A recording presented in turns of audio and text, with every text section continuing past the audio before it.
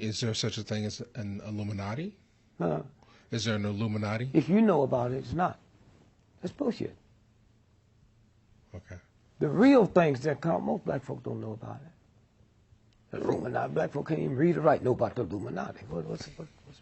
Huh? Mm-hmm. It's like the Boule. Mm-hmm. Talk about black folk. Well, tell me what business they own. Mm-hmm. What company they own. Y'all sit around talking about the Boule, huh? What goes behind that?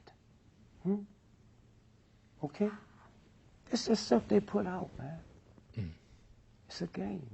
Now, how deep does it run? I mean, you were talking about how the starved rock thing you talked about in the last clip, that encounter that you had, getting fame. Like a lot of people watching it dream of the kind of success that you had. That ain't number chump stuff, man. Okay. Ain't number chump stuff. Who was the number one baseball player?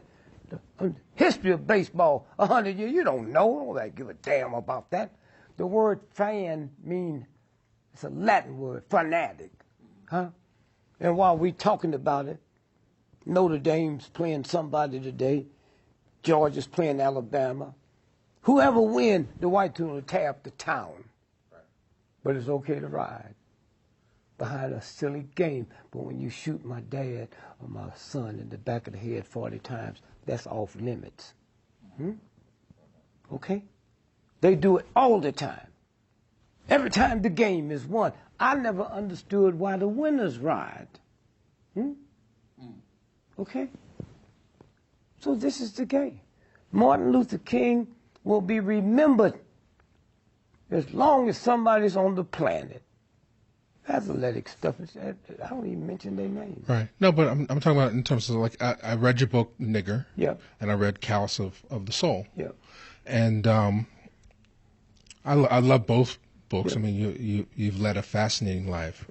But there seems to be a transformation, like at the end of Nigger, you're still riding the fame. Like it's a success story in a way that kind of reinforces the American dream. Like I came from humble beginnings and I became but that's you. I never said that. Okay.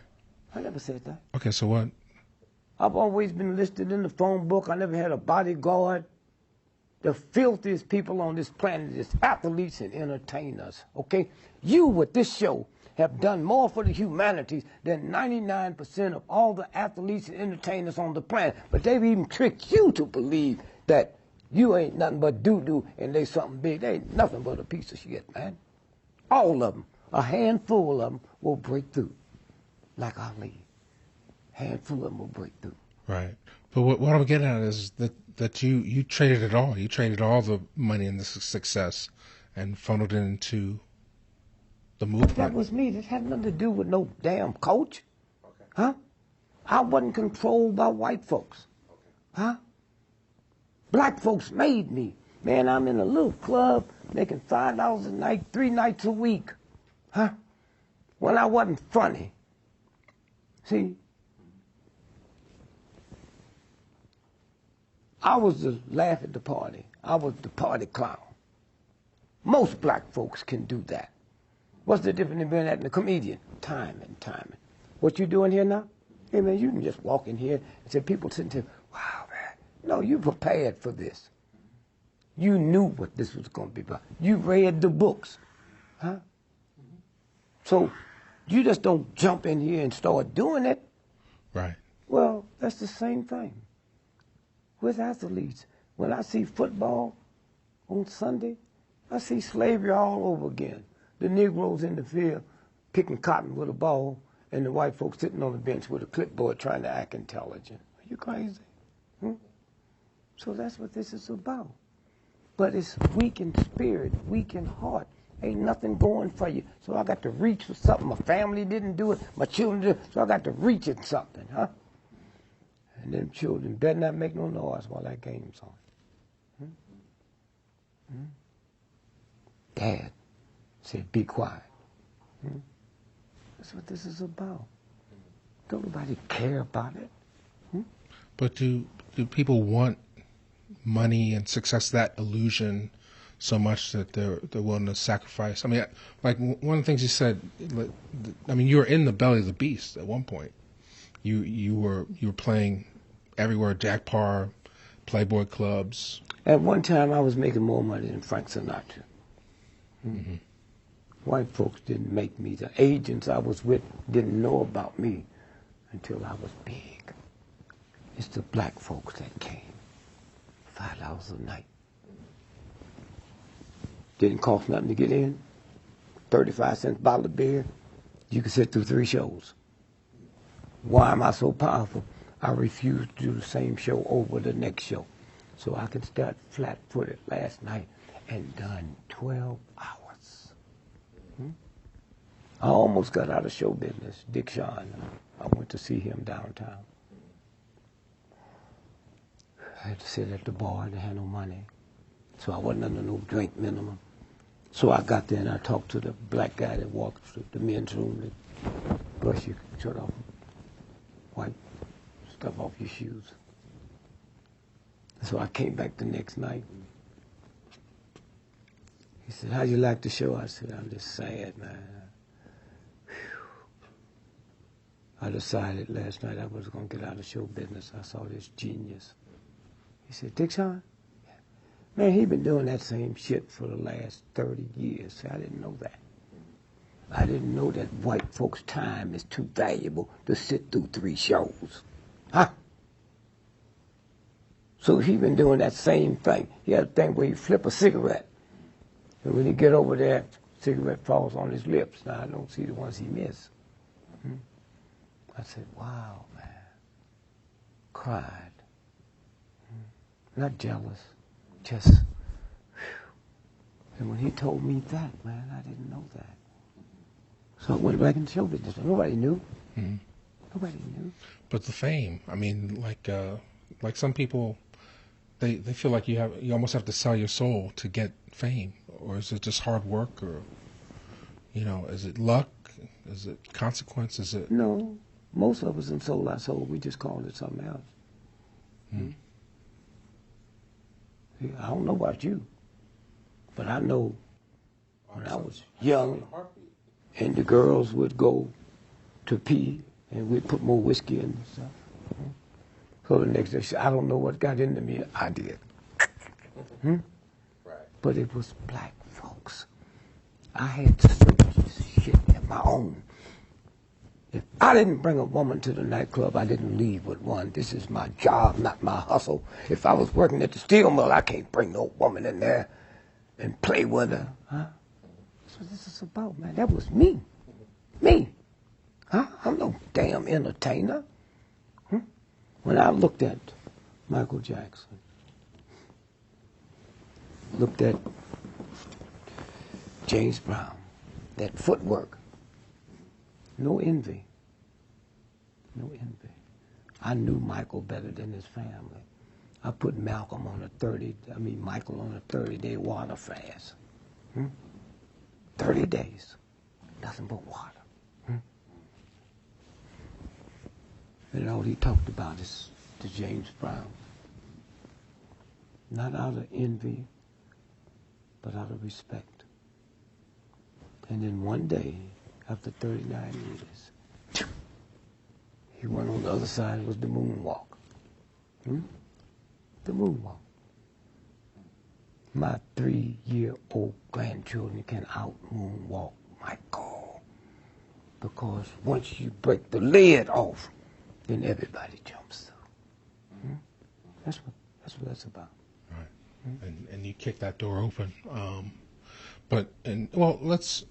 So just to go back, was there a moment of breakthrough? Like I just, I'm just trying to see that rise, and then at what decision did you decide that it was enough for you? I didn't. I didn't. I didn't know nothing about show business. I didn't know that no black comic could work white nightclubs. I didn't know that. And so, 100 years ago, there was Richard Pryor's. There wasn't no place they could work. The black church, if it wasn't for black churches, we wouldn't have been able to act. We did the Christmas play, the Easter play. We wrote stuff for the church. And then Hugh Hefner, little pipe-smoking dude looked like Popeye. When 98% of clubs was owned by the mob, he brought me in. Them black folks had listened to me when I wasn't funny, and I got so funny, they pushed me downtown where they couldn't afford to come see me. I owe that. So I've always been listed in the phone book. I've never had a bodyguard. This is my loyalty. If I didn't bring you in the club, I'm not bringing. This is my job. Right. But were you ever seduced by the fame and the lights and the money, or? Didn't have to be. Okay. See, I knew this. I knew I was going to hit big. I knew that when I was a little boy. I knew it for two reasons. One was embarrassing. My mother believed in fortune tellers. I thought it was ignorance. Never forget Mother Poole. Said, Miss Lillian, you got a son named Richard. Say next Tuesday, take him out of school, bring him here at 1 o'clock. I keep feeling something. I was so embarrassed, man. 7 years old. She said, your name Richard? I said, yes, ma'am. She said, how come you don't like me? I said, I think you're stupid. I think my mama's stupid. She said, but I just want you to know there's a star in the center of your head. And one day you're going to be one of the biggest people in the world. One day kings and queens and powerful will be calling you. 7 years old. And say money, you'll have more money than some countries. And I said, I see it happen. There's a brown briefcase. Well, you way back then, I'm born in 1932, man. But I got no briefcase. Our luggage was shopping bags. You get on train with shopping bags. Put your stuff in it. So a guy came to me from ABC, and they was doing it. Imagine you, the first network, you. ABC. Did a thing called Walk in My Shoes. That was the first thing in the history about black folk problems. So they came to the club and taped it. And, whew, man, you know how happy I was. I didn't know the power. They taped 3 hours. I had 2 seconds. And the world went crazy. That's the power. Crazy. So I bumped into Alex Dreyer, who put it together, and said, oh, Dick, I'm going to tell you, oh, let me tell you the letters. Millions. Oh, and by the way, I got this gift for you. You got time? I can get it now. I got it. Carried it home. It's a brown briefcase. 2 weeks later, I'm on top of the world. Top of the world. I said to my wife, I said, you know, I feel something. But black folks, when they make money, they owe themselves $1 million worth of treats just to start unmessing up their mind. That's what I did. That song, not for mama, not for daddy, but for me, oh Lord. I was trying to get that stuff out of my head. My head. Give me some booty. When I started doing the research, booty is a pirate's word for the loot.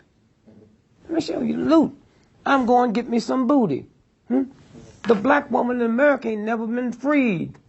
So it's booty. Nobody told us that. We don't know why we even said, hey, man, it's a game. And sometimes